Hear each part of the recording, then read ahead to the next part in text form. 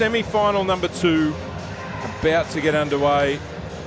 Cracking day in Edinburgh as the drone pans back towards the University of Edinburgh, where we are here at the Pleasance Sports Stadium for semi-final number 2. Andrew Tetleon joined initially by Leslie McDonald, assistant coach of the Thistles, for this matchup between the number 1 seeded Edinburgh University against Accies, also an Edinburgh-based teams. Number 1 seed versus the number 4 seed. Winner straight to the grand final. Teams just finishing their final preparations here on court. Of course, Strathclyde University booked their berth in the grand final in 2 weeks' time. Here's how the ladder finished. Edinburgh University finished on top. They beat Strathclyde in round 7 to take top spot, and they will play Accies. Accies secured their position, beating Glasgow University in the last round in effectively a winner-take-all for 4th spot. So they've earned their way here. Leslie McDonald, this is a Battle of Edinburgh. What do you expect from these two teams? Yeah, I'm really excited about this one. I think, as you say, it's the Edinburgh Derby. Local teams playing against each other. They'll know each other very well because they probably play each other a lot during the season in their local leagues, etc. So really looking forward to a couple of the matchups that we've got in terms of Matheson and Wellman in the middle, Nicholl and Pettit. From a defensive perspective for Edinburgh Uni, and then also from the goal attack position from the Accies. Obviously very good friends off the court, but how do they then match up against each other on the court will be good to have a look at. And then obviously Arnold versus Cumble, I think will also be a very good matchup to see how that attacking circle and defensive circle really begin to take shape as we go through the game. So yeah, I think there'll be a lot of individual battles out there, and the success will probably come from who can win the most amount of individual battles as we go through the game. We'll highlight some of those, or more of those battles as we go on. Take a little look at our starting lineups. Here's how the University of Edinburgh will begin today's match. Heidi Dawson at goal shooter, Holly Turnbull at goal attack, Lusana Kuristan at wing attack, Mia Mathewson at centre, Onaman Ebenezer Bohr at wing defence, Emily Nicholl at goal defence, Felicity Rome, the captain, at goalkeeper. On the bench, Rosa Launder, Claudia Leeming-Price, Lauren McRobbie, Carly Smith, Jess Mitchell. Plenty of depth on that bench for the head coach, Trish Wilcox. They are number 1 for a reason. They are undefeated on the season.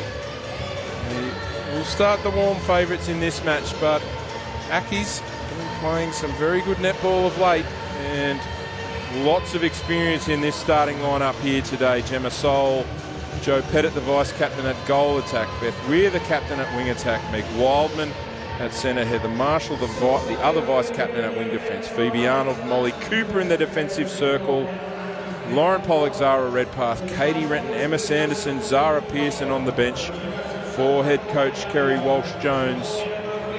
And finishing or getting their final instructions in the huddle. So Accies fancy their chances. Like we mentioned, there's a lot of experience and there's a lot of veteran experience that we're going to see in a number of those matchups, and you highlighted one of those, El Mac, and that is Emily Nicholl against Jo Pettit. Of course, very, very good friends, as you mentioned.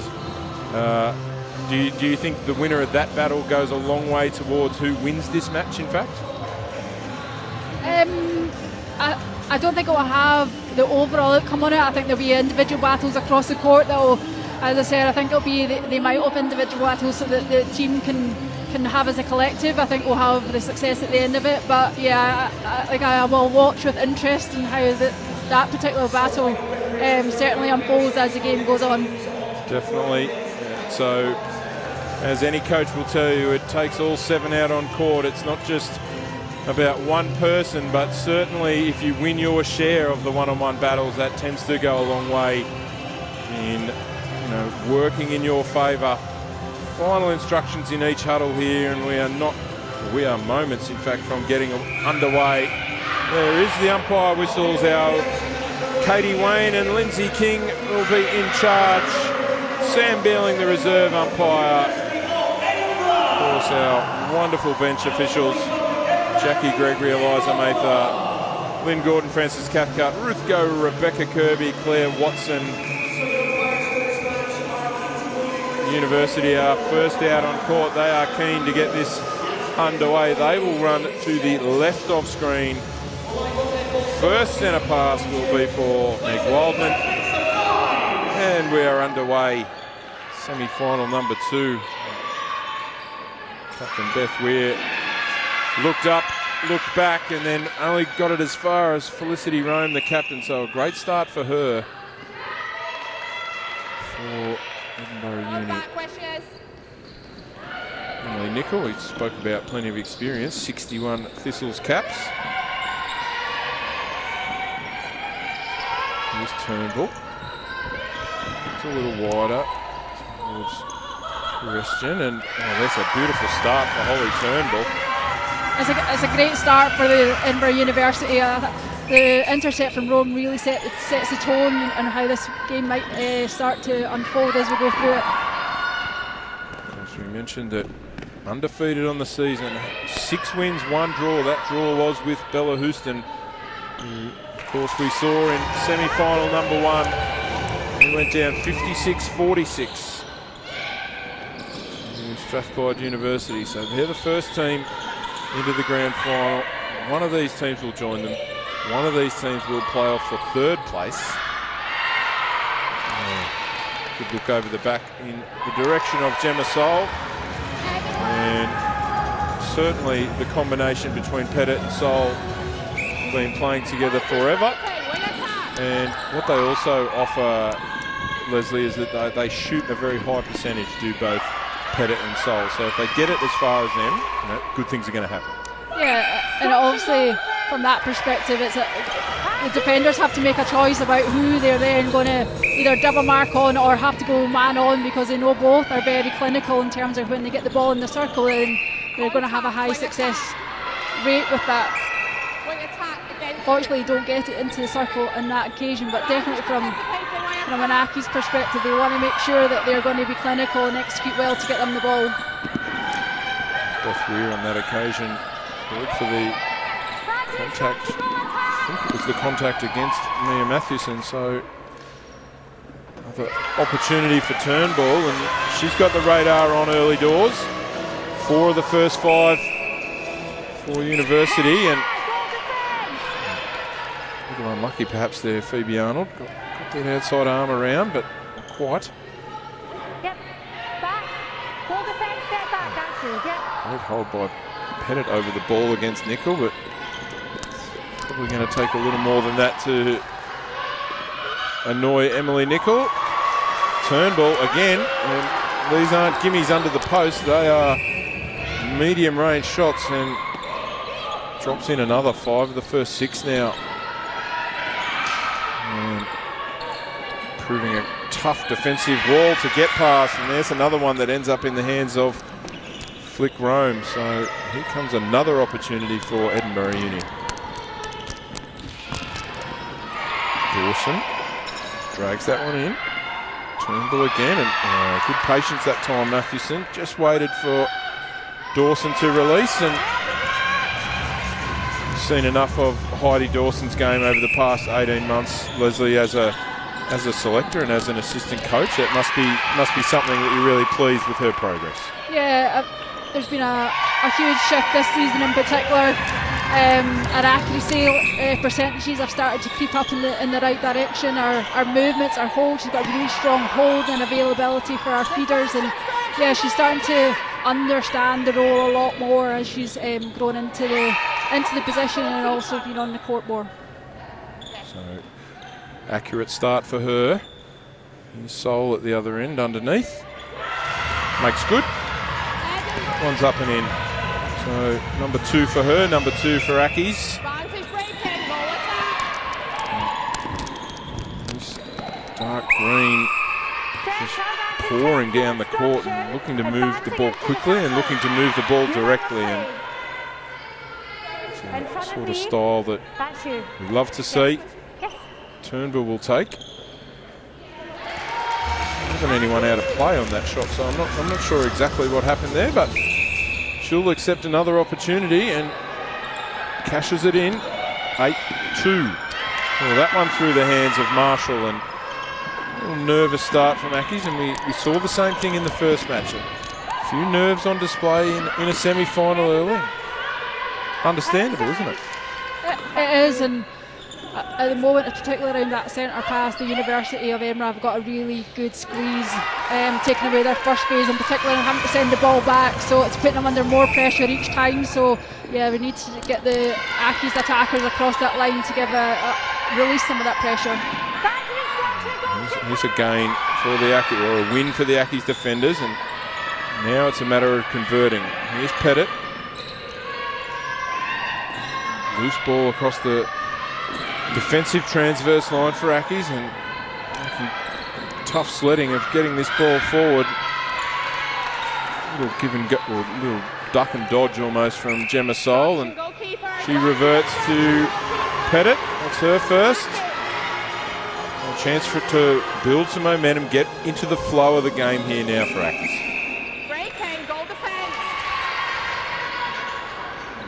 Pettit was about to ground that foot again, did well not to. Wildman almost urging it back, but couldn't get past the wall that Nicol had built. Another one for Sol. So a couple on the bounce for Accies. Yeah, that'll be a real good confidence booster for them. And then again, that's really good. Great turnover, great pressure at centre pass. So let's look to see how they transition through the court. Particularly when they put in the hard graft to get that turnover, you really want to reward your team and make sure you transition through. Here's Pettit. He's back to Hev Marshall, and further back to Arnold. It'll be Turnbull this time out of play. There's Meg Wildman. Pettit again. Contact, wing attack. The real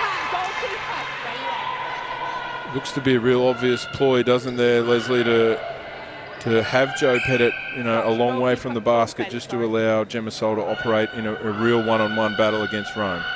Yeah, Gemma's strength is very much about the vertical jump that she's got and the opportunity. She's strong in the hold, so I think they will look early as much as possible to get that one-on-one and get the ball quickly on that transition piece. There's a contact against Rome, a shove. That inside where the goalkeeper is. See who takes this for Accies. It'll be Pettit. And contact against Nicol. And tried to sell that a little and stands aside. Another one for Pettit. And really working their way back into this game nicely are Accies. The margin is back to 3. 9-6. Christian and Dawson and Mathewson again. A lot of room on that left side of the circle for Turnbull to operate in, and drops another one in. Just gone past the midway point of this first quarter. It's gone quickly. Good standard now. Yeah, Sol drops over the back. Rome was about to go hunting, and she paid the price. So a few quick goals for Accies, and that'll start to really build their confidence and grow their confidence. They can be a little more direct and starting to break down that defensive wall. And Nicol points for where she wanted Turnbull to go to, and what a space to operate in. And she's shot the ball nicely so far. Takes a little whack from Molly Cooper on the way down. Just for her troubles. The Bonisa ball almost knocked that one out of court. Weir will go again through Pettit. Sol out, almost outside the circle. The yellow circle was confusing me. Of course, it's the red court markings that we're operating off. Another one for Sol. Feel they're easing their way into this game quite nicely now, are Accies, and got a real contest on our hands. Dawson mid-range. Boom.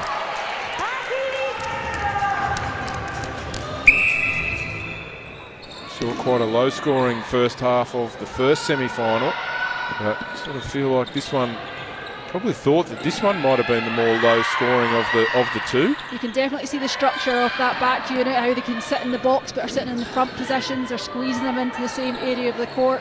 So it's really good pressure there from the Edinburgh defensive unit, and again they're sitting in that unit defence, so looking for some ball that they can go and try and win on. Anything over, there we go.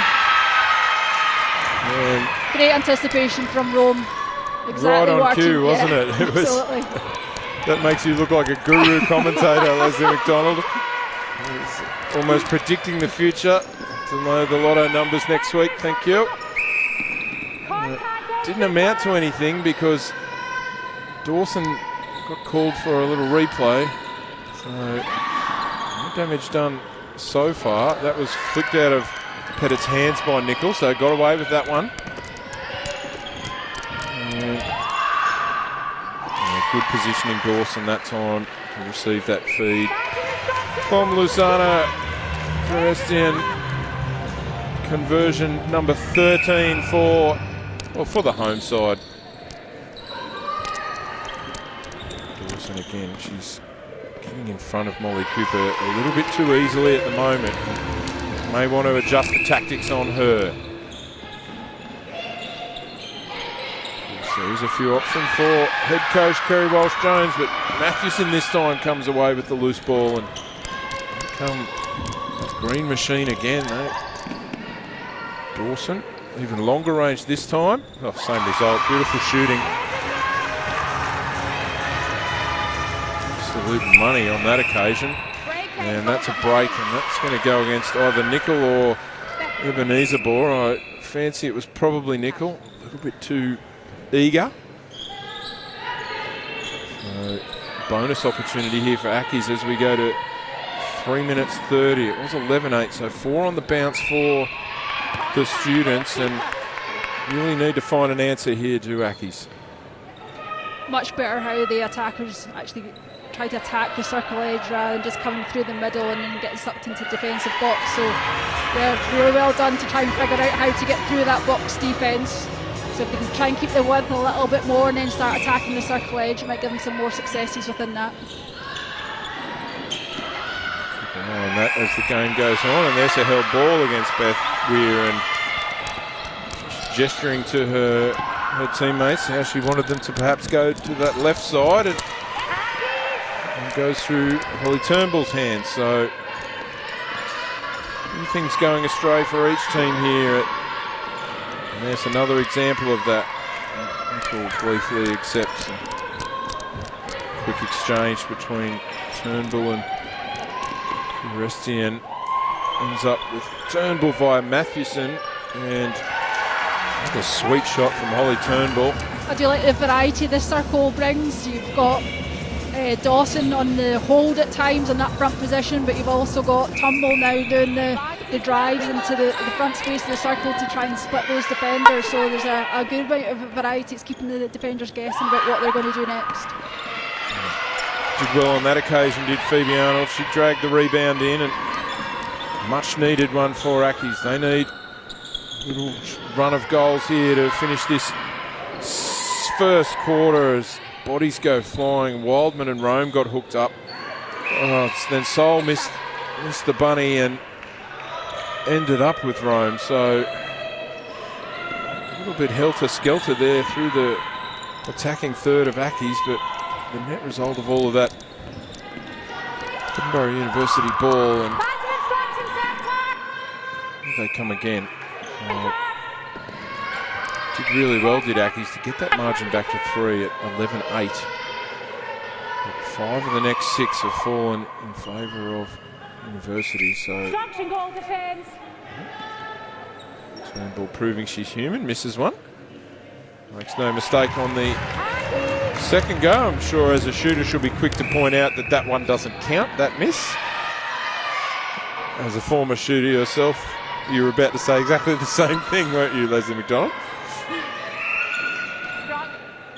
Great to have you with us here on Netball Scotland's YouTube TV. Thanks to Playvision. Big thanks to you, Leslie McDonald, for joining us here in the commentary area. We've coerced you onto the airwaves. Tell us a little bit about what's coming up. In fact, we will hold on that because we really want to dig a little bit deeper into what's coming up in the next couple of months for Scottish Thistles. It's a very exciting time, and we might unpack a little bit of that after the quarter time break, which is looming large. We might hold on to you for a minute or two longer, because we really want to talk about the Commonwealth Games and what's coming up for Scotland. But that's great timing for Accies. They have nabbed a goal right on the siren to reduce that lead to 6 goals at the quarter time break. 17 goals to 11. Yeah, that's a well-earned lead for Edinburgh Uni, and Rome came flying out on a couple of occasions to get her hands on that ball, and spoke about Dawson and Turnbull and the different looks that they're giving the defensive duo for Accies, and I suppose that's really going to work in their favour moving forward. And the onus is now on head coach Kerry Walsh-Jones to pull the right levers for Accies defensively, and how they're going to adjust. Just before we hand off from you, Leslie McDonald, just a little bit about the next couple of months and how exciting that really is for the Scottish Thistles.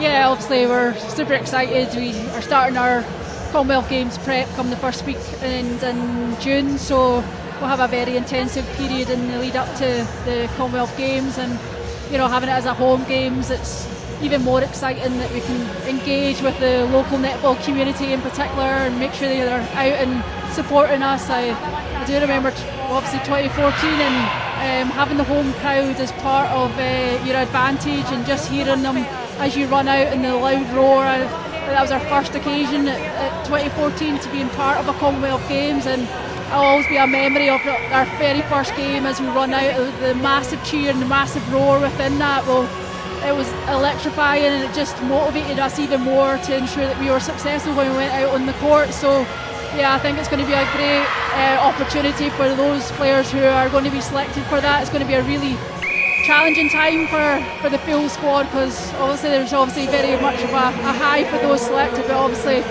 it's quite challenging for those who are not, and then just keeping them motivated to ensure that we then are pushing on, because very quickly after that we've got the World Cup qualifiers in September. So yeah, it's going to be a very busy time for the athletes as they head into the next couple of months. It's certainly an exciting time, isn't it? Because you know, the trajectory of the national team is on the up, isn't it? So there must be a lot of excitement about, you know, what you can achieve in these next sort of 12 to 18 months. Yeah, absolutely. As you've just said there, we want to make sure that we are continuing to improve on each of the big major events that we're part of, but we also have quite a self-belief now that we're winning against the top nations in the world. We're winning against teams that are in the top 8, and that's where we really want to try and challenge each time that we go out and perform. So yeah, we're going to set ourselves some really good expectations of what that looks like, and yeah, the only way is up for us at the moment. Well, I know I speak on behalf of all Scotland netball supporters that we wish you and the team and the squad and the wider squad all the very best, and that will be, I'm sure, an exciting time for netball here in Scotland. And if you haven't got tickets to the games at Glasgow, get along. The Scots play New Zealand on the first day, and then Wales on day 2, and beyond that there'll be some more exciting matches. Leslie, I'd like to thank you for joining us in commentary. It's been an absolute treat for us. Thank you so much for having me. We'll definitely hear you again. Thank you. So, and all the best.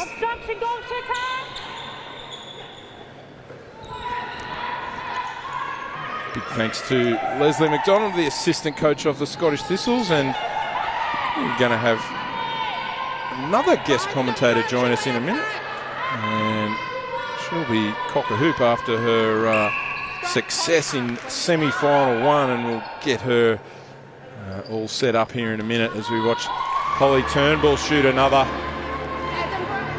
19, goal number 19 for Edinburgh University. And here they come again, the green wall. Not the green wall, but this time this one is going to go against Heidi Dawson, and here's an opportunity for Accies.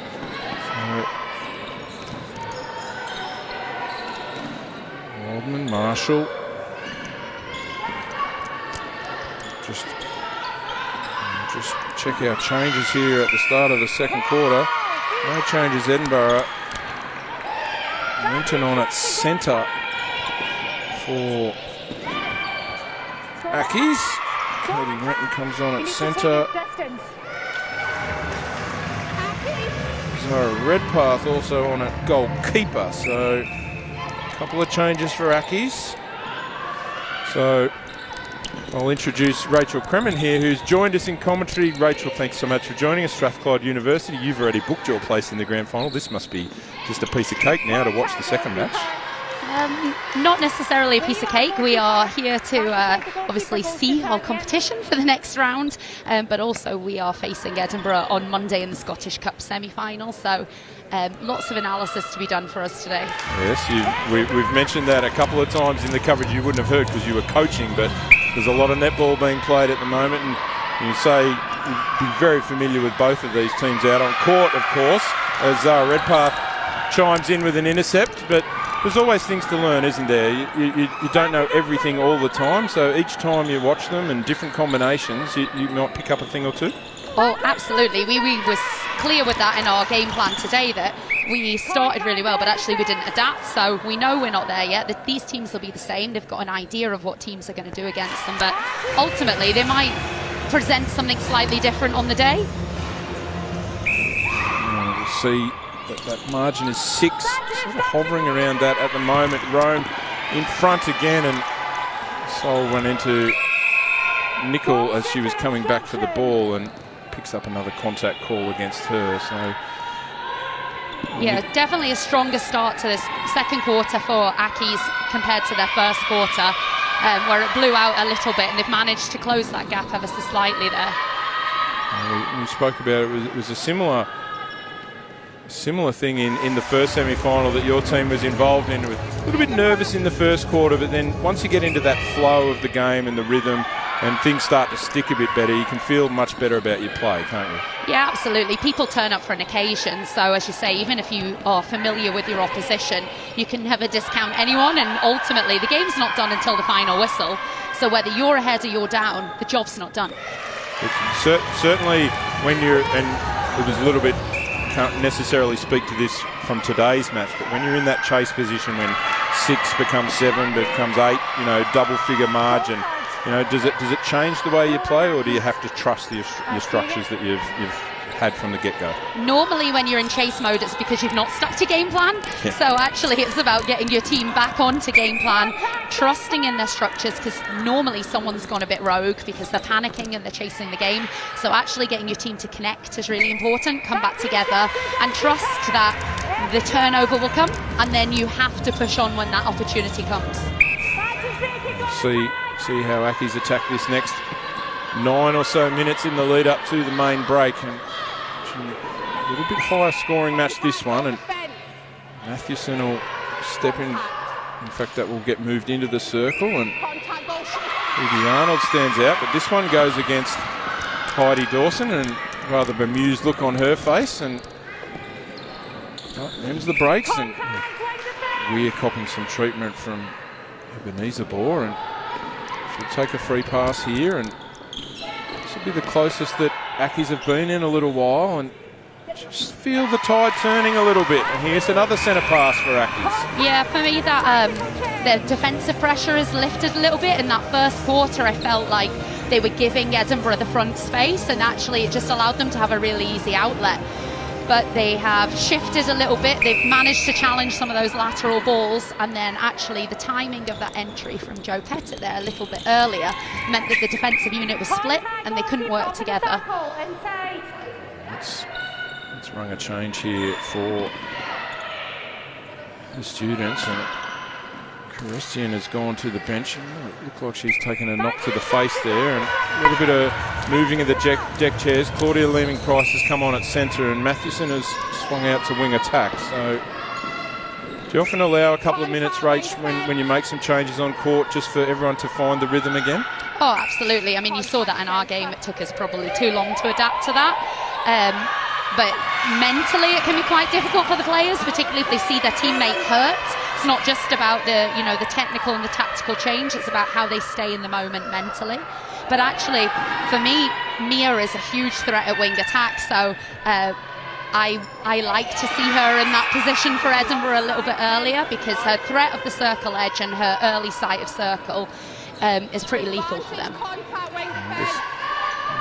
We've seen lots of Claudia Leeming-Price through this National League season, so should fit together rather seamlessly. But there's another attacking call that's gone against Dawson, and if she was a poker player, she'd be very easy to read, Heidi Dawson. She was none too pleased. Maybe it was with herself, or maybe it was the call, or it was a little combination of both. But either way, Ebenezer Ball thought she got around to front position, but no. And margin is 5, and here come Accies, and just feel like the tide is turning a little bit. But of course, there's the commentator's curse that strikes. Yeah, unfortunately, it struck a few times in the first game, and you won't know this, Rachel, but we were waxing lyrical about how good Lucy Holmes was, and so we sort of almost feel partially to blame for her to go down injured. Give us as much as you know update on her status. Is she okay? No, I mean, we know nothing at this point. She's gone to A&E to get an x-ray. She'll be in physio first thing Monday morning, so we will go from there. It's one of those things, we don't have the information, we can't control it, so we also can't think too far ahead at this point. I suppose it's also a testament to the depth of your squad that the result or the margin didn't shrink when she went off the court. You've got someone ready to step up and take her spot. Yeah, and I credit to Amy Bryden. She's captain of my second team. She will be playing in the Quake final tomorrow, and that was a huge moment and a huge pressure for her to step up, but she absorbed it, and she was a great asset to us today. Oh, she certainly was. She was sensational and well and truly did the job. It was a great tip from Joe Pettit there, unlucky not to come away with the ball. Margin back to 6 and approaching 5.5 minutes remaining. Long shot Turnbull. Who wants the rebound most? The contact will go against Turnbull. So did well enough, did Zara Redpath, to get herself in the right spot. And come through Arnold and Weir, and he's going to Marshall. It was a great long ball out, but then there was nothing to meet the play. So I'd like to see a little bit more movement earlier from Accies. They're being pressed to one side or on top of each other by Edinburgh, and I feel like they just need to work a little bit earlier to get off the body so that they've then got someone able to meet the play. Well, that's a few times across the attacking transverse where it's broken down. So something to have a little look-see at, or see if they make those necessary adjustments. And Edinburgh are sitting in great structure. They're protecting circle edge. They've got that box set up, so they can't only have one attacker punching through that.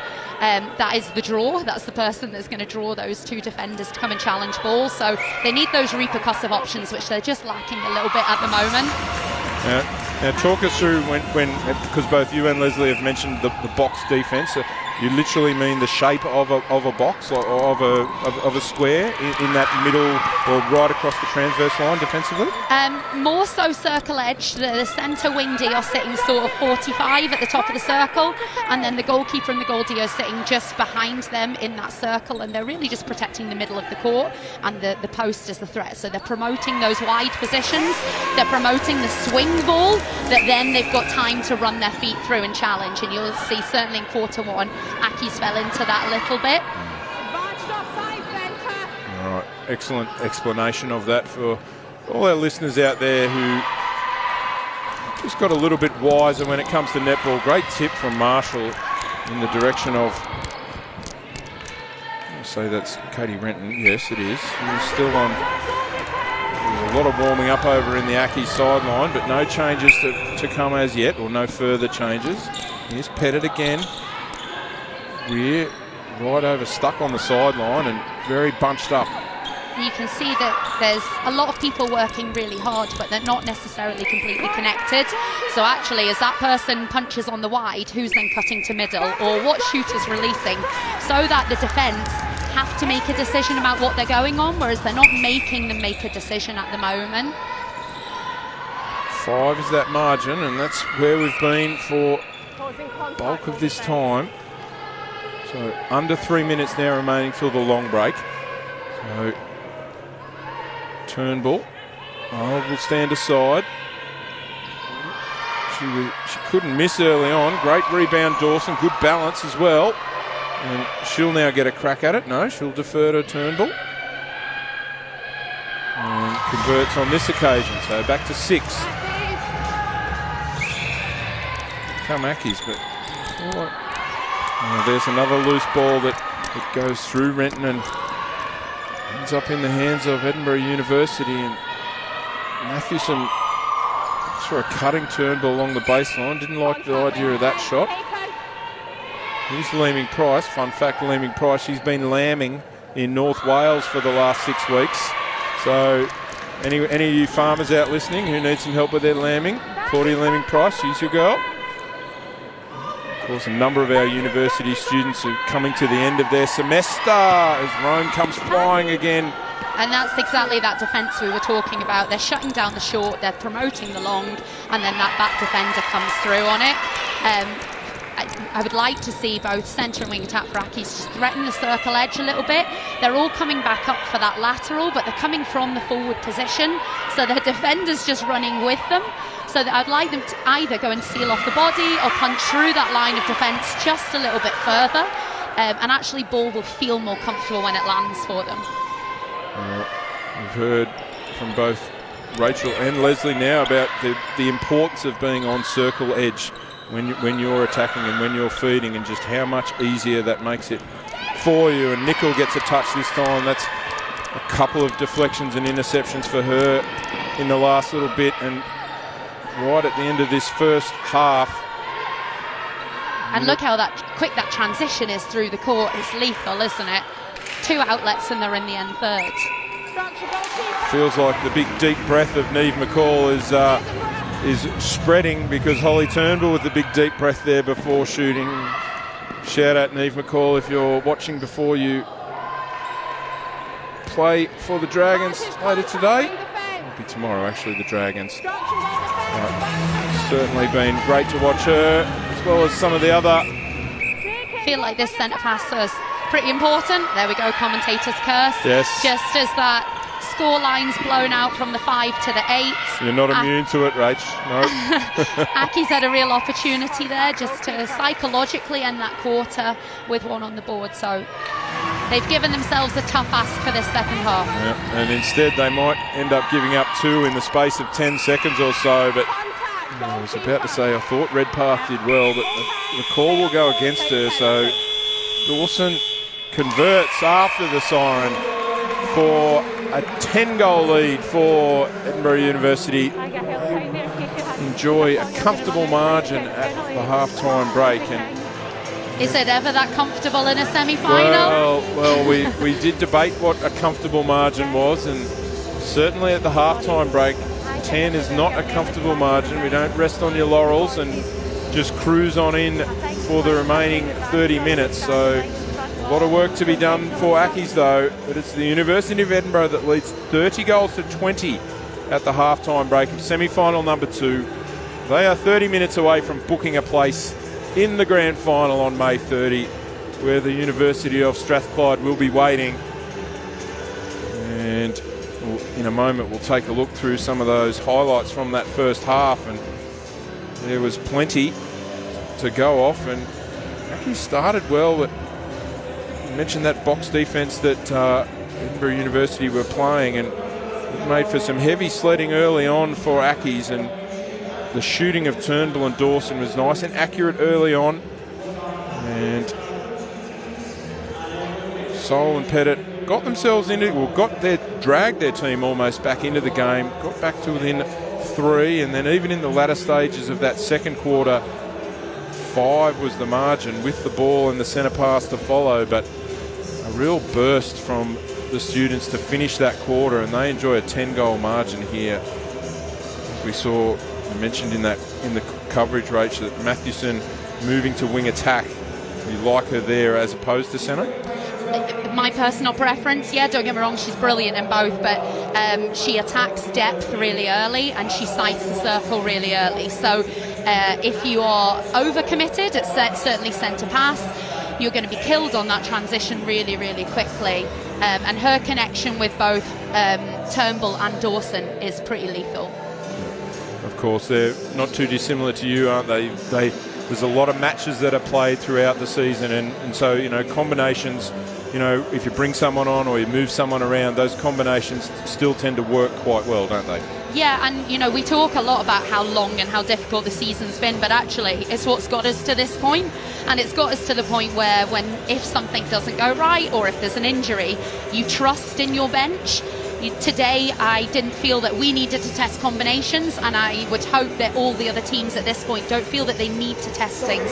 They know what's going to work under pressure, so they're trusting the people to go and do the job for them. Yeah, most definitely. And you find, though, when injuries do occur or things that you maybe haven't planned for, that makes that transition so much easier, doesn't it? Absolutely, and it's the testament to the squad that they can adapt in that moment, but also to the training environment that you've appropriately prepared them for that across the season. Now, you mentioned the Scottish Cup semi-final. That's coming up only 48 hours or so away. Very familiar with your opposition on Monday night. Similar squad, obviously, that will take on Edinburgh on Monday, you would imagine, obviously with Lucy probably in a bit of doubt, but you'd be very familiar with what you're up against. Yeah, absolutely. I expect, with the exception of Even Isabor, who is playing for East Kilbride, and certainly Amy Bryden for me, who's playing in the Quake, the teams will match up almost identically to what we've seen today. So for us, there's little parts of our game that we weren't entirely happy with today. So those are the bits that we want to focus on to tidy up ahead of Monday. But in terms of what they're going to present and what we present, there's nothing new. We'll look forward to that on Monday night, but even more so, we're looking forward to the 30th of May at Glasgow Arena. Strathclyde University, they're already there. They will play either Edinburgh University or Accies. So we are yet to decide who that will be. Bella Houston will play the loser of this match in the third place match on that same day. That will be at 10 a.m. So this is a repeat of last year's semi-finals.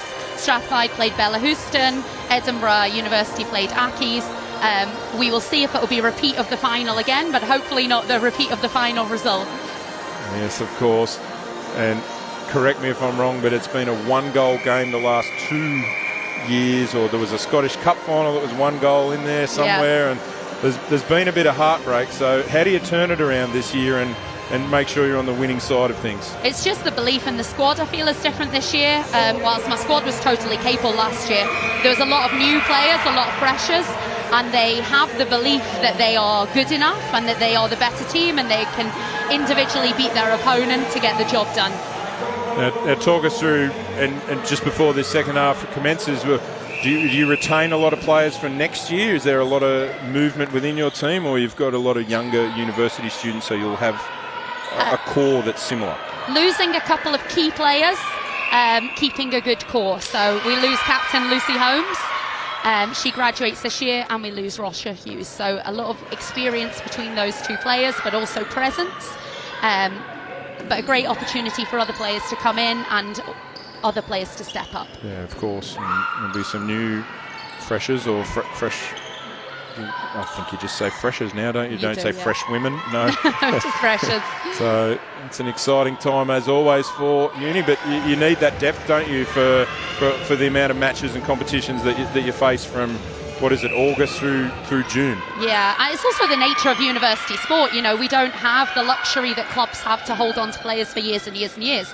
We know our job is short, so your job is to make the player the best player they can be in the short time you have them, to give them a positive experience, and then ultimately they go on to the bigger netball world, and you've contributed to that bigger picture. Absolutely. Well, Dawson timed her little right foot step towards the ball nicely, and I've tried to get around.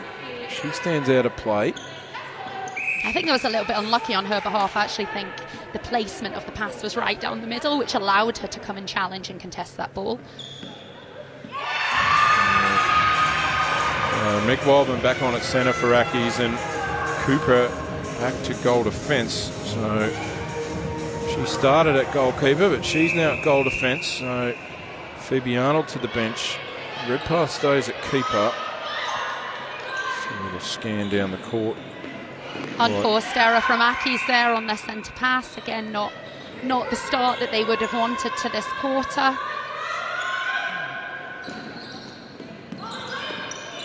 I've missed the change there for Edinburgh Uni at wing defence. Carly Smith, is that correct? It's Carly Smith on at wing defence. So changes for both sides. Started this third quarter, but first 3 goals for Uni, so we need to arrest this little slump Accies immediately, and there's another beautiful shot, Turnbull. So first 4 in 2.5 minutes, and some danger signs here for Accies, and they need a response, and they need it now. Weir and Wildman, Pettit. It's better positioning from Gemma at the back just to get Felicity on her back, which means she can't threaten that fly, but also there's an easier outlet for ball just to come straight into her. Not very often you see Emily Nicol laughing at her opponent on court, but a little bit of repartee there between best friends. Of course, Jo Pettit and her 24 Thistles matches, and Sol 34 matches, and Nicol 61. So there's a lot of Thistles test matches in that circle. But at the moment, and that margin stretched out to 13.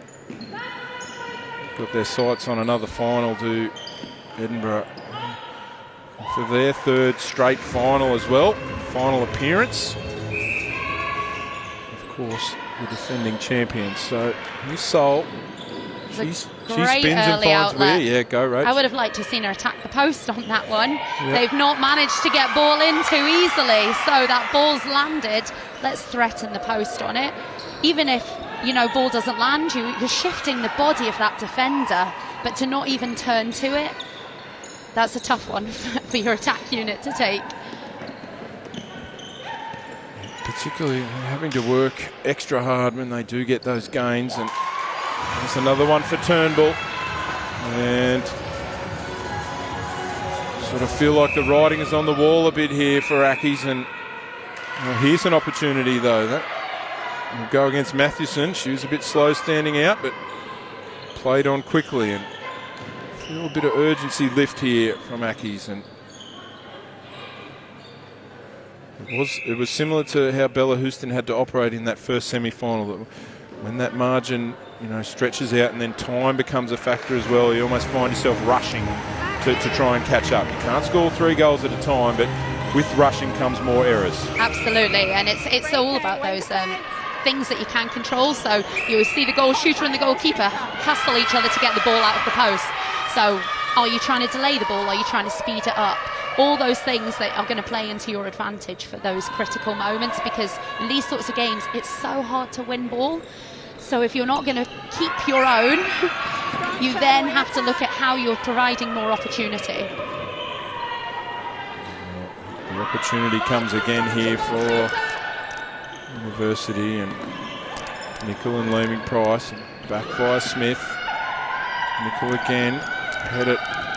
Some good pressure here from Accies though. They're managing to delay that play. We've not seen them have to take as many passes to get ball through court. It feels like they're now sitting in behind Edinburgh, whereas before they were sat in front and they just played over the top of them. But they're doing a much stronger job at forcing them to come back up to ball, recycle ball over and over again. And then just in that end third, you can see the defensive unit of Cooper and, is that Redpath at the back? Yep. Are just isolating Turnbull on the ball. So it feels like there's nothing available to the ball carrier.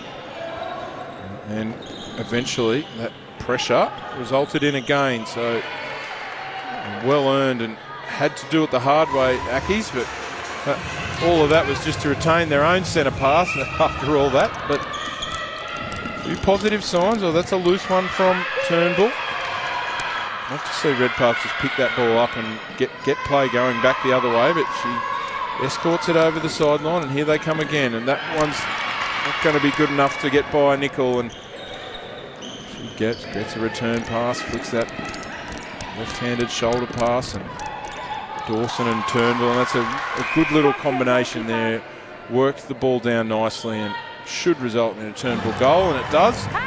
Margin back to 14, so Accies wants some changes here. They're looking for a timeout. Doesn't look like Lindsay King's willing to offer that as yet, so we'll have to wait another moment. But some changes brewing, it looks like, for Accies. So it's a good release through the top. You can see that whole unit is stuck to one side of the court. So as one of those mid-quarters is attacking that space, and we need the other one to then come back and meet the ball. Change does come. Pearson, she's played a lot across the National League. She was a threat when they played against us earlier in the season.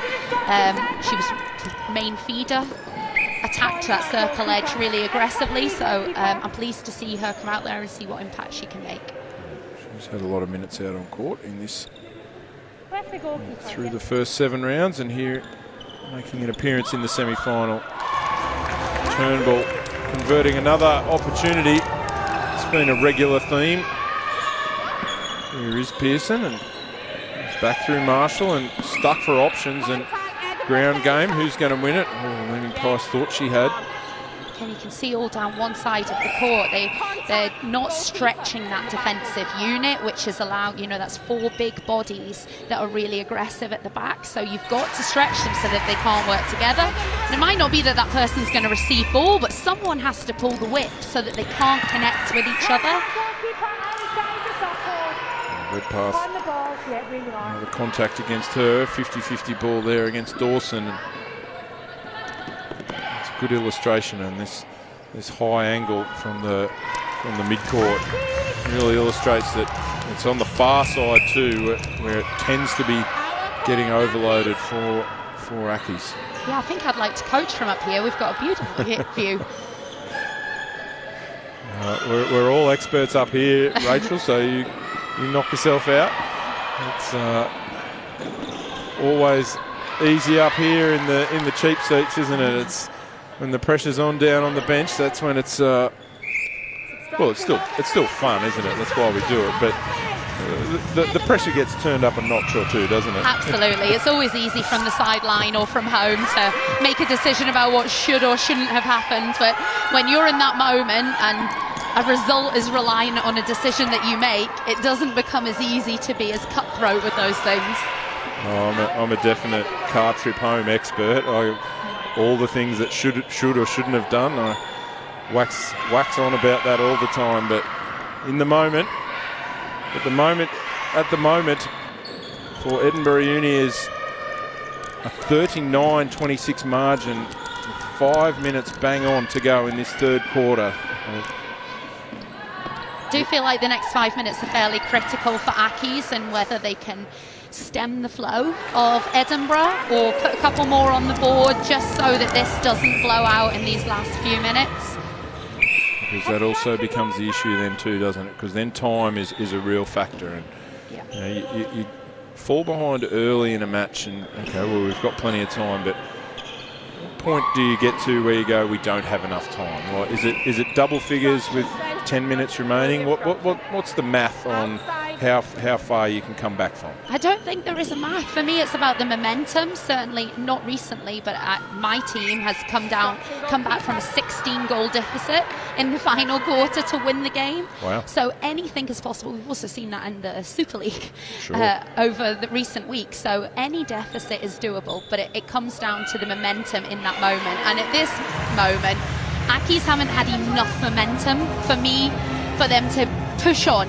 So they are closing the gap, but never enough where it's actually going to allow them to take a lead or to feel a little bit more comfortable. It's 1 or 2, and then Edinburgh getting another 2-3 beyond that. Emily Nicol proved she's human. She turned the ball over, but it's what a good teammate does.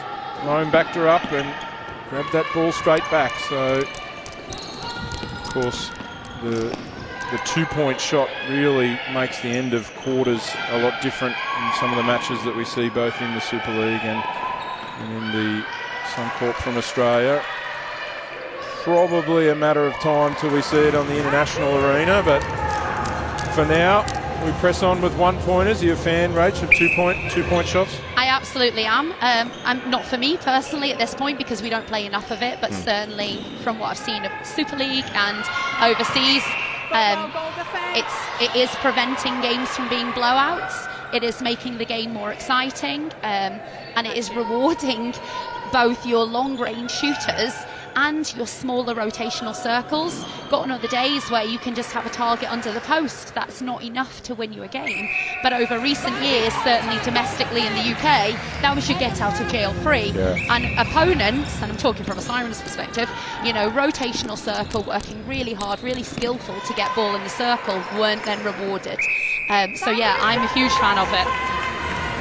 It certainly brings those, like you say, those long-range shooters back into the game and real value placed on them. But we'll see what happens in National League, or we'll see what happens internationally, but at the moment Accies are going to have to go up in ones, and did well in the end, Wildman, and thought Pettit was going to try and make a play at it as well, but as you can see, that everyone in that far corner and this entire half of the court has the space, and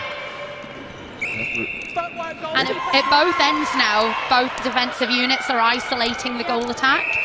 So we need to see from both ends like an earlier goal attack entry to split that 2-on-1. We actually don't need them to take tons of ball outside the circle. You need to get in there and threaten the post or split the unit. Nickel held double touch as she thought, but it went last off her fingertip. So really appreciated the insights of both Leslie MacDonald and Rachel Kremin on the coverage today,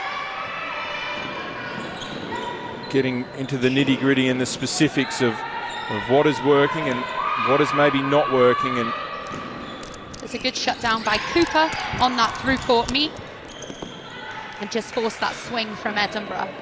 Breach. Oh, I thought that was in. That's my curse. I was sure that was in. Dawson with a rare miss. And Marshall in between both Dawson and Turnbull. Good take. Wildman and Smith gambled, lost. You can see how Edinburgh are just sitting off and they're looking to challenge those lateral balls. So anything that's not on an aggressive angle into that forward space, or if they've not sealed off their defender and punched straight onto it, all of that unit are just coming and running that lateral. Sort of feel like, and this is just an observation from Accies, that it sort of rotates who does the bulk of the shooting. Sometimes it's Sol, sometimes it's Pettit.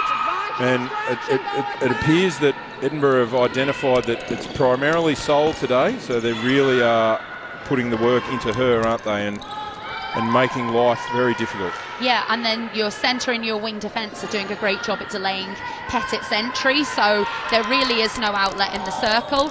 Pettit and Sol have a great connection, a lot of experience in there, and their shooter-to-shooter play is the threat, and I think that's what Edinburgh have identified, and that's what they're working really hard to shut down. Done a great job, and see if they can squeeze another one out. Turnbull was trying to flick it to Dawson before the siren. Right idea, not quite enough time on the board for them. Was the right idea, and we don't often see that clock management at its best, but he had the right idea then, couldn't quite pull it off. But 42-28 in favour of Edinburgh University. That's a 12 goals to 8 quarter.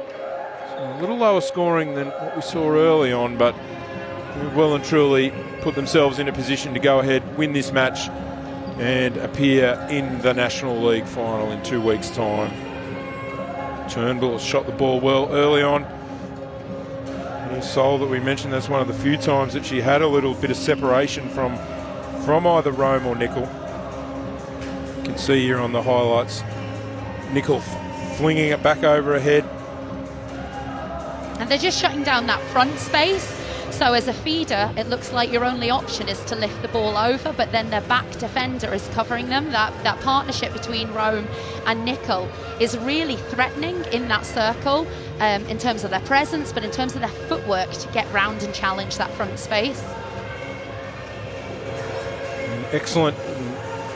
Really getting a good combination together. Of course, Flick Rome is a Thistle squad member, so we've done plenty of work with Nickel in training, and at the other end, Dawson and Turnbull have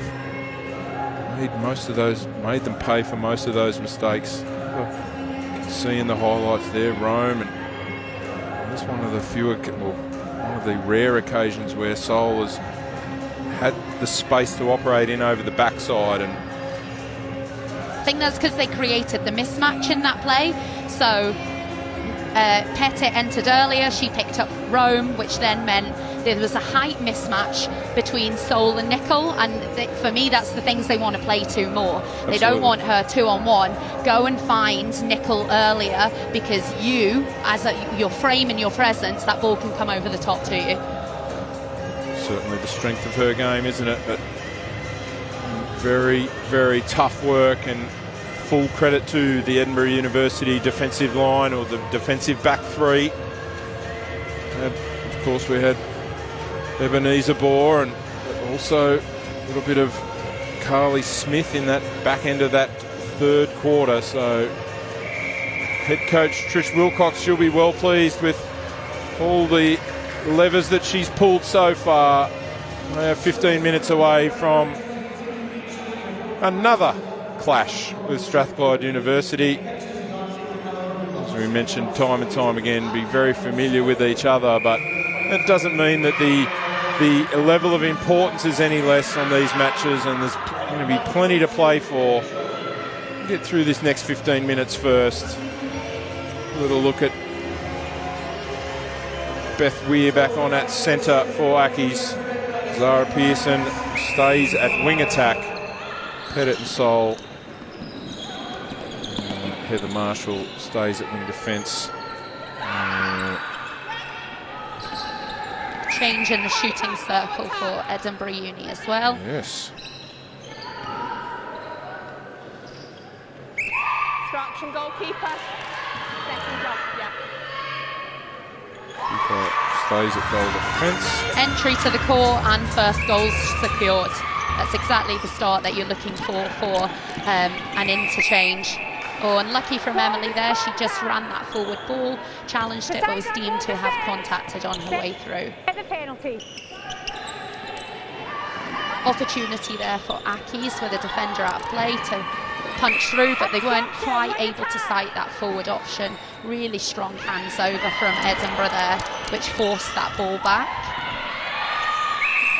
Pearson going back through the middle third. That's Rosa Launder, who's come on at goal shooter at Edinburgh University. Dawson getting a well-earned rest.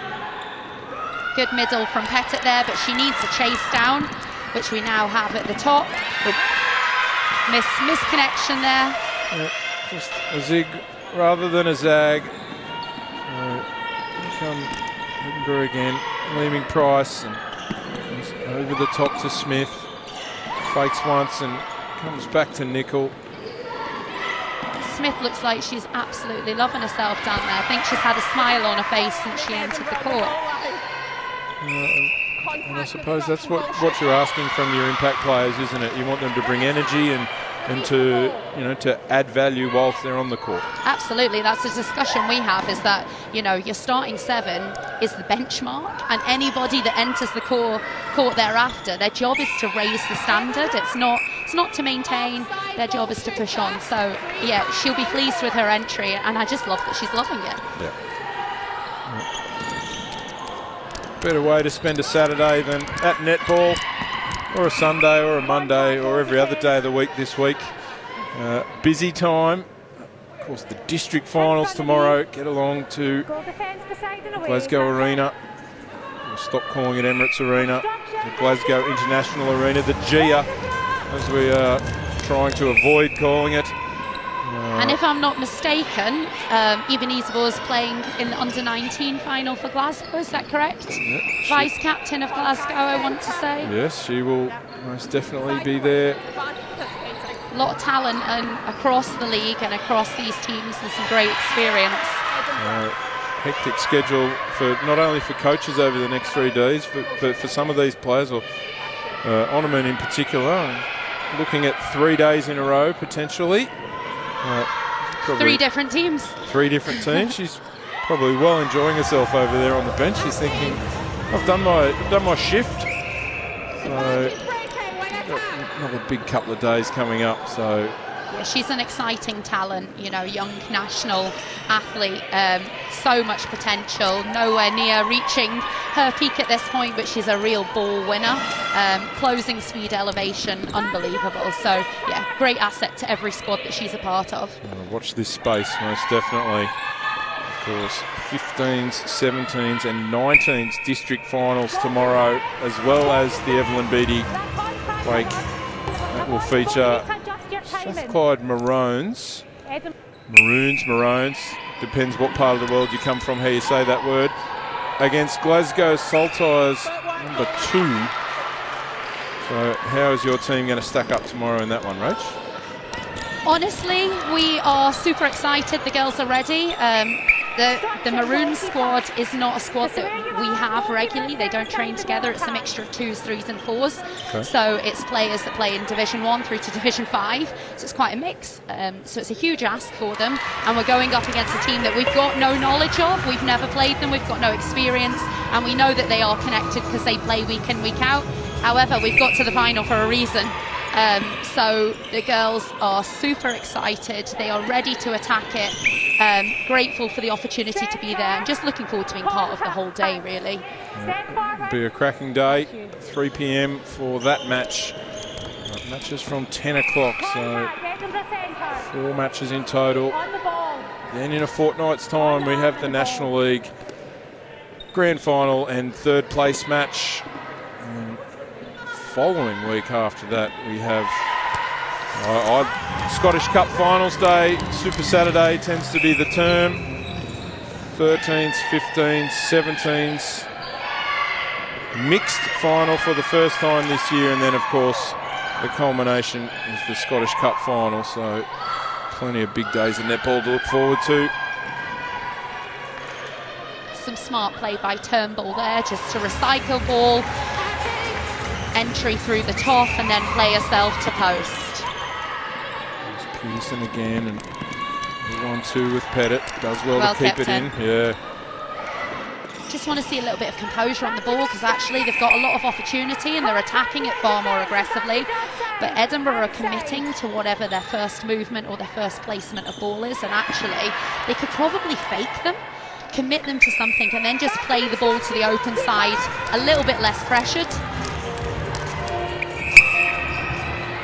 That one's going to present another opportunity for Accies here, and margin is 12. It was 14 at the 3/4 time break. So, couple to the good in this quarter, but still a long way back from this point. It's Pearson and Pettit. Yeah. Offside, I believe, is the call. I think it was against Weir. It may have been against Pearson. I'm a little unsure. We play on. Nicol and Mathewson and Turnbull again. Oh, heavy fall for Mathewson. She got tied up in someone's leg, I believe. Yeah, it didn't look intentional to me. I think that is a tight space, and a lot of feet have just got tangled amongst itself, and unfortunately she's the one that hit the ground. Just looked like an accident, and she's up. She's shaking that off. She appears to be okay. Launder, she converts. Goal number 46 for Edinburgh University. Retain that 13-goal margin as we come up on the midway point of this 4th and final quarter. Semi-finals and finals last year, we featured some extra time and some real heart-stopping moments. Don't think we're going to have one of those today, but... And no coach and no player wants to go to that moment, let's be honest. You want the job done in the 60. Well, I suppose if you're on the winning end, you want it done within the 60. That's true. Commentators love it. Broadcast loves it, but certainly coaches... Oh, who'd be a coach? Seriously. 47-33. Trish Wilcox sitting over on the bench there and feeling very comfortable about where this game's placed. and she should be. Her team have been dominant, and they've executed consistently across the 55 minutes that they've played so far. So yeah, you can see they've really built across the season.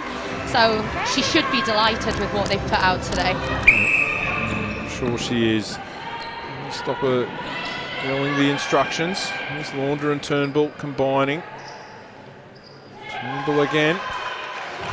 Of course, we've seen Turnbull operate primarily at goal as a goal shooter. You've seen a bit of her now at goal attack. Where do you sit on that? For me, she's a huge threat at both. She played a lot of goal shooter last year, but certainly I know her as a goal attack before that. That was because they lost players last year. Okay. Personally, we struggled against her more at goal shooter. Just the variety in what she presented. Able to rotate, able to hold, front space, back space. So solid, so consistent on the shot. At goal attack, she's really smart, she's really composed.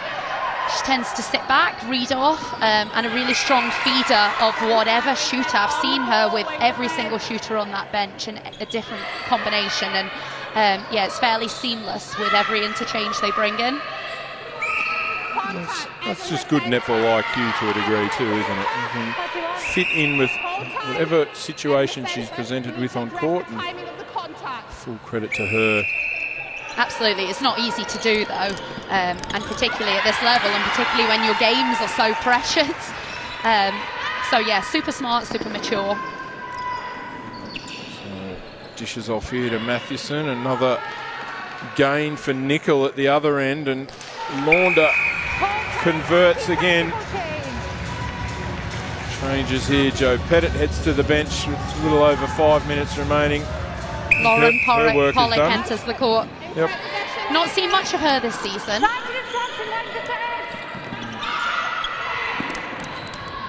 Lauren Pollock at wing attack. Beg your pardon, goal attack. I like that she entered the court and went straight to post. Yep. You want to see that. That builds confidence in your team and your attacking unit. Whether the ball lands or not, you want to see your shooters turn and attack the post. A warning on the run here, might be for Nickel. I spoke about one of my all-time bugbears in the first game, and that is the ball getting back to the centre circle. Oh, don't start me, Rachel. The amount you see of people knocking it away or delaying it or not giving the ball up. I'd love to see umpires call timeout more. They'd stop it all of a sudden. See it at every level of netball, and I hate it. Every single level, yeah. So it's hard in a facility like this because the ball's never really out of play.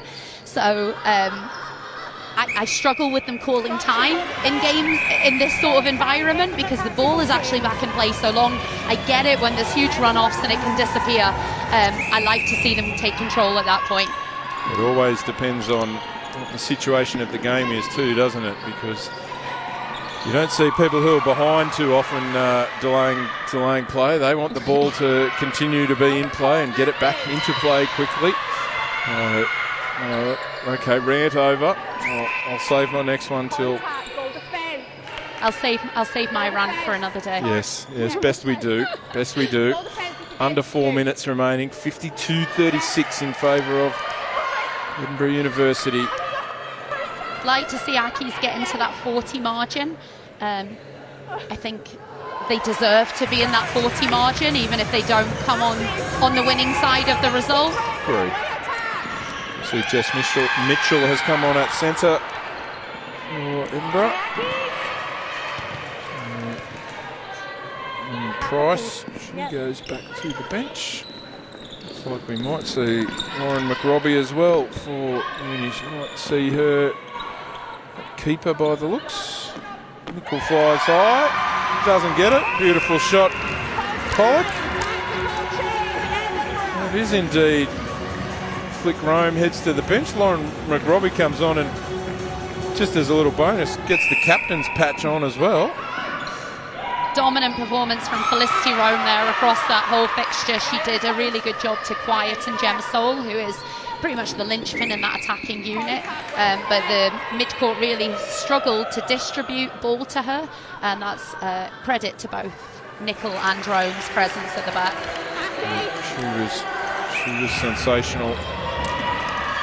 And Robbie's come on, and you just see out of the corner of my eye, she's making her presence well felt, and Gemma Soul will be like, not another young person with lots of energy coming on.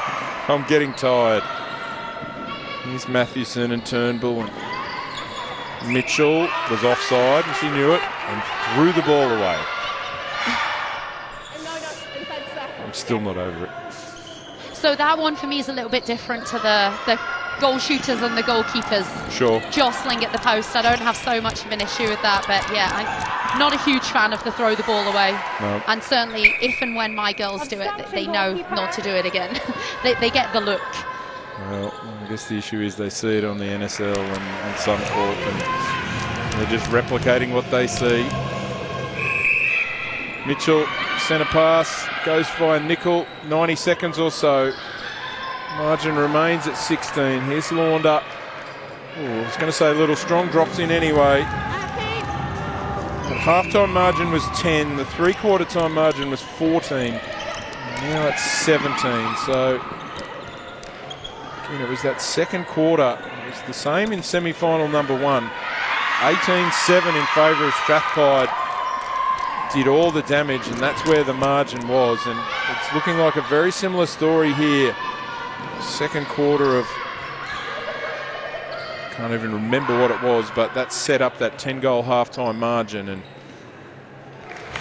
they've built upon that slowly through this second half, and they're going to be worthy winners here today, Edinburgh. Absolutely. They started with intent, and they have just pushed on every single moment, every single quarter, and they've built into a really confident full team performance, which is exactly what they'll be wanting ahead of the final. They certainly will be, as Zalanda drops another one in. Under 30 seconds remaining now, 19 the margin. Can Accies finish with one more before the whistle? Time will allow. Here's Sol. Pushes that up and in. Race for another. Mitchell and Matheson ran under that one. They can get the ball up the court. There is still time. Emily Nicol says no, and that will see us through to the very end, and a well-contested game and some great spirits out there. There's a lot of friends and a lot of great relationships out on court, and 57-39, that one goes in favour of Edinburgh University. They will head to the grand final. They will play against Strathclyde University. They were very, very good today, and they've booked their place in that final. It's in 2 weeks' time. Look through a couple of highlights here in a minute. I'll get you to speak to those, Rachel. I will duck down and we will talk to, hopefully, Felicity Rome, who was very good today. If there was a player of the match, she may well and truly be in that conversation as well, but as the captain of that team, she'd be well pleased, Rachel, wouldn't she? Absolutely. As you said, the team started with confidence, and they started with intent, and they started really clinically. We saw that by the scoreline from the very first few seconds, but they continued to push on. At no point did they let up, did they let Accies back in the game, really. They just continued to push on for that full 60. So as a coach, as a captain, as a team, they'll be absolutely delighted with what they've put on the court today. Certainly, as we look through some of the second half highlights here, Pettit dropping one in there, and it was that pressure right the way down the court from Edinburgh University that made life hard for Accies, and we spoke about it at length. And box defensive pressure proved very tough to manoeuvre around and through. It did, but that was in the end third. Actually, the pressure started at the top of the court, with the whole way through everybody doing their job to disconnect that unit, push them high and wide, and then when the ball entered that end third, they've already had to make multiple passes, they've already had to work really hard, and then it feels like we've got nothing available and all the space is filled. So yeah, that through court defence, whilst it's the back end that comes away with the reward, it's actually as a result of a whole team defence. All right, I'm going to duck courtside. I'll let Rachel speak to the last few moments of these highlights, and then you can give me a thumbs up, Rach, when I'm ready to go. And thank you very much for joining us. It's been a pleasure to have you on the call, and very best of luck over the next week and certainly in 2 weeks' time as well. Thank you for having me. So that was an incredible matchup between Edinburgh University and Edinburgh Accies. We knew that it would be an absolute battle on court, as with all of our semi-finals today, but really a clinical performance from Edinburgh Uni from start to finish, which allowed them to get over the line. Huge credit to Accies. They've had a tough season. We know that they've suffered with some injuries and missing personnel across the season, but they absolutely deserve to be in that top four, and they 100% fought till the end. So huge credit to Accies for their role in the league, but also in today, and a huge well done to Edinburgh University.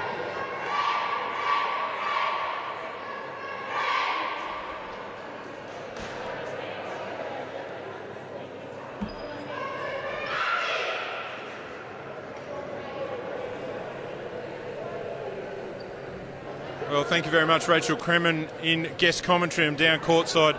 Felicity Rome, you're into another grand final. That must be exciting. It's incredible. I think we really want to make our statement this season. So many of our team from the last two finals have left, and we didn't want to be seen as rebuilding. I think that insinuates that there's not the standard that we've had before. So I'm so proud of all the girls. Like, we really put our all, not only into the semis, but just coming through the whole season in National League. And this is a team effort, and I'm so proud of everyone. It feels great. Now, you're very modest talking about the team effort. Let's talk a little bit about your own game. I was just talking on the broadcast with Rachel, and we said if there was a player of the match today, it would most likely have been you. Oh my goodness! Now, what have you done on your own game to make this next step? I think previously in previous years I've taken netball a little bit for granted. I've not put my all into everything off court, and coming into the season, especially coming off the back of quite a big injury last year that took me out the season for about 4 months, I really wanted to put the effort in, not only on court but also off the gym, my eating, my approach to the game, putting my all into analysis, stuff like that. So I've really tried to round my performance aspect to it, and just taking everything on board, not seeing anything as too challenging, seeing it within my stride. So yeah, I think that's what I've done. And it shows, to be honest. Now, looking ahead, there's a lot of netball still to be played before the National League Grand Final, and Strathclyde University are not going to be a piece of cake, are they?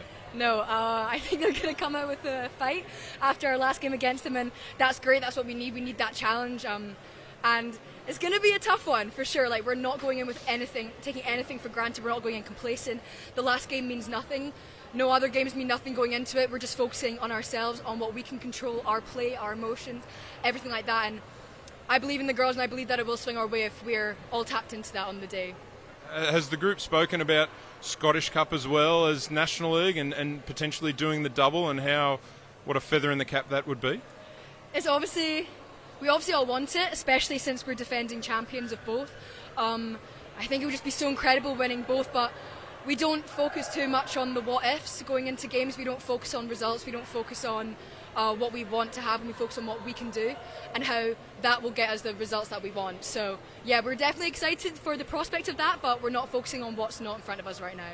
Well, congratulations on today. Sensational today, and best of luck over the next 2 weeks. Thank you so much. All right, that's Felicity Rome, captain of the Edinburgh University team, who were convincing winners here today.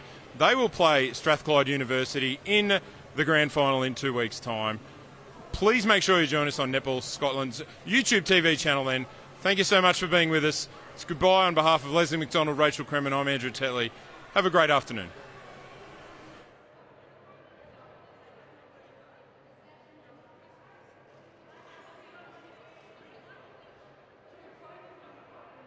Okay.